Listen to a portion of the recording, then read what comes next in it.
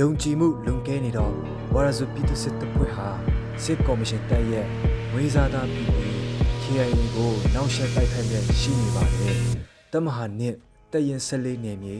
ခါလွန်ကုံလို့ခေါ်တဲ့ရေကန်တောင်စခန်းမှာ KIA တပ်ဖွဲ့ဟာ10ယောက်ကျော်ဝန်းကျင်သာရှိပါတယ်။အဲ့ဒါကိုထုံးစံအတိုင်းလေရင်ပစ်ကူခေါ်တရုတ်ကပေးတဲ့ drone နဲ့ထင်းတိုင်းကျဲပြီးအယောက်100ဝန်းကျင်လောက်ဝိုင်းတိုက်ကြပါတယ်။စခန်းသိမ်းပြီးရင်လည်းအငြိမ်မနေပဲမြန်မာနိုင်ငံမှာအတော်ဆုံးအထူးတပ်ဖွဲ့လို့ဆိုရှယ်မီဒီယာတွေပေါ်မှာအောင်ပွဲခံပြကမဟုတ်ထင်နေကြပါတယ်။အခုချိန်မှာတော့ KIA ကဝါရဇုပါဒါဆာရဲ့အဖေစစ်ကော်မရှင်ကိုတော့မကြောက်မရွံ့တော်လန်တိုက်ခိုက်နေတာဆိုတော့သူတို့အဖွဲ့ငယ်လေးကိုအရေးပေးတိုက်ခိုက်နေဖို့အချိန်အခါမတင်သေးပါဘူး။ KIA နေဖြစ်ဝါရဇုအဖွဲ့ကိုအချိန်မရွေး